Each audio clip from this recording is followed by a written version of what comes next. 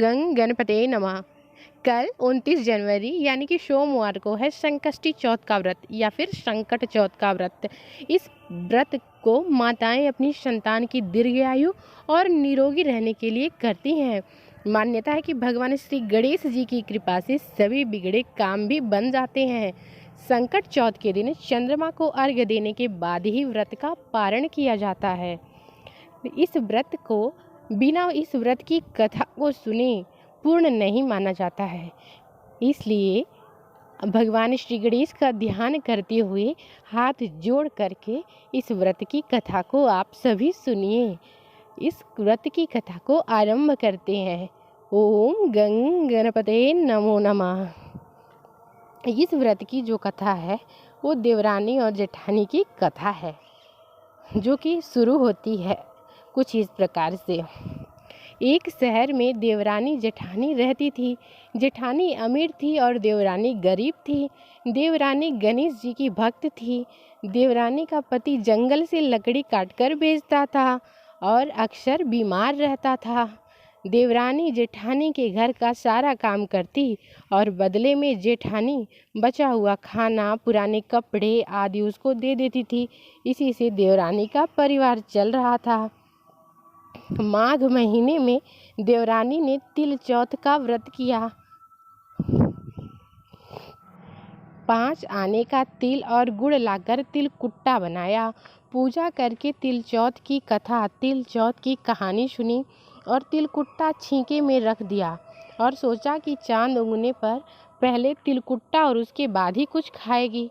कथा सुनकर वह जेठानी के यहाँ चली गई। खाना बनाकर जेठानी के बच्चों से खाना खाने को कहा तो बच्चे बोले, माँ ने व्रत किया है और माँ भूखी है। जब माँ खाना खाएगी हम भी तभी खाएंगे। जेठ जी को खाना खाने को कहा तो जेठ जी बोले, मैं अकेला नहीं खाऊंगा, जब चांद निकलेगा तब सब खाएंगे, तभी मैं भी खाऊंगा। जेठानी ने उसे कहा कि आज तो किसी ने अभी तक खाना नहीं खाया, तुम्हें कैसे दे दूं? तुम सुबह सवेरे ही बचा हुआ खाना ले जाना।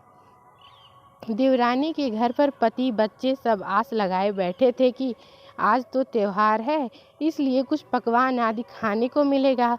परंतु जब बच्चों को पता चला कि आज तो रोटी भी नहीं मिलेगी तो बच्चे रोने लगे। उसके पति को भी बहुत गुस्सा आया। कहने लगा, सारा दिन काम करके भी 2 रोटी नहीं ला सकती तो काम क्यों करती हो?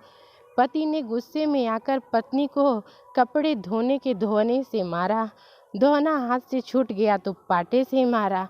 वह बेचारी गणेश जी को याद करती हुई रोते रोते पानी पीकर सो गई। उस दिन गणेश जी देवरानी के सपने में आए और कहने लगे, धोने मारी, पाटे मारी, सो रही है या जाग रही है? वह बोली, कुछ सो रही हूँ, कुछ जाग रही हूँ। गणेश जी बोले, भूख लगी है, कुछ खाने को दे। देवरानी बोली, क्या दूँ? मेरे घर में तो अन्न का एक दाना भी नहीं है।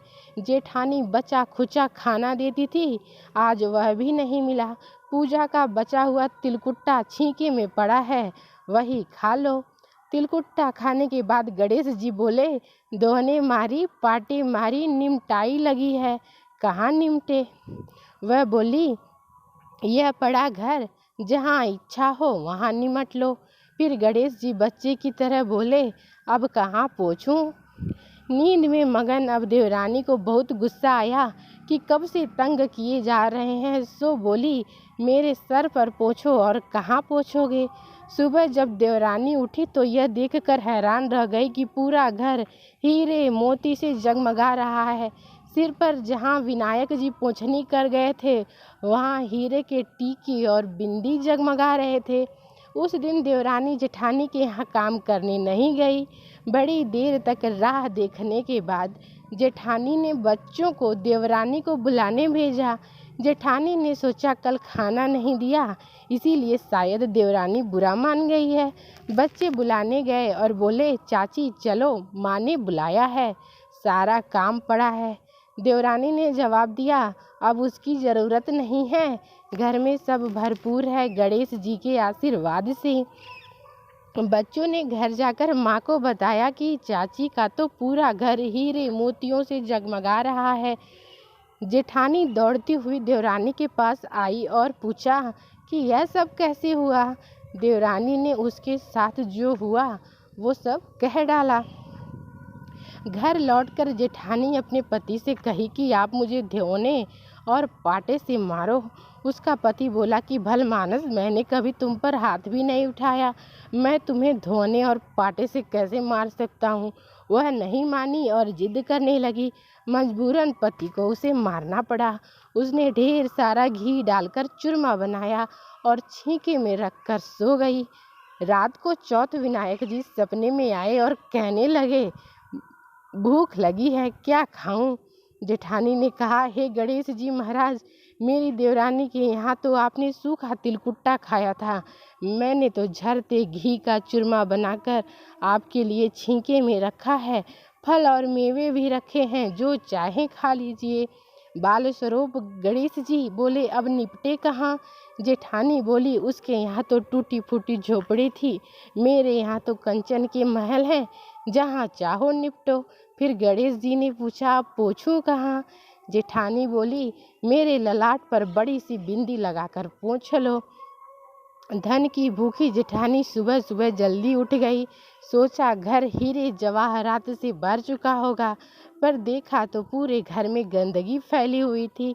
तेज बदबू आ रही थी। उसके सिर पर भी बहुत सी गंदगी लगी हुई थी। उसने कहा, हे गणेश जी महाराज, आपने क्या किया, मुझसे रूठे और देवरानी पर टूटे।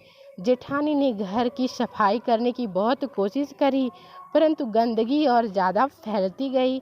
जेठानी के पति को मालूम चला तो वह भी बहुत गुस्सा हुआ और बोला, तेरे पास इतना सब कुछ था, फिर भी तेरा मन नहीं भरा। परेशान होकर चौथ के गणेश जी से मदद की विनती करने लगी। गणेश जी ने कहा, देवरानी से जलन के कारण तूने जो किया था, यह उसी का फल है। अब तू अपने धन में से आधा उसे दे देगी, तभी यह सब साफ होगा। उसने आधा धन बांट दिया, किंतु मोहरों की एक हांडी चूल्हे के नीचे गाड़ रखी थी। उसने सोचा किसी को पता नहीं चलेगा और उसने उस धन को नहीं बांटा।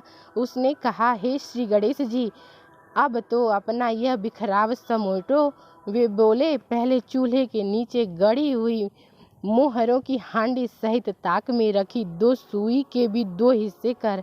इस प्रकार भगवान गणेश जी ने बाल स्वरूप में आकर सुई जैसी छोटी चीज का भी बंटवारा किया और अपनी माया समेटी। हे गणेश जी महाराज, जैसे आपने देवरानी पर कृपा की, वैसे सब पर करना। कहानी कहने वाले, सुनने वाले व हुंकारा भरने वाले सब पर कृपा करना। लेकिन जेठानी को जैसी सजा दी वैसी किसी को मत देना। इसी के साथ संकष्टी चतुर्थी यानी सकट चौथ की यह व्रत कथा संपन्न होती है। बोलिए गणेश भगवान की जय। ओम गं गणपतये नमः।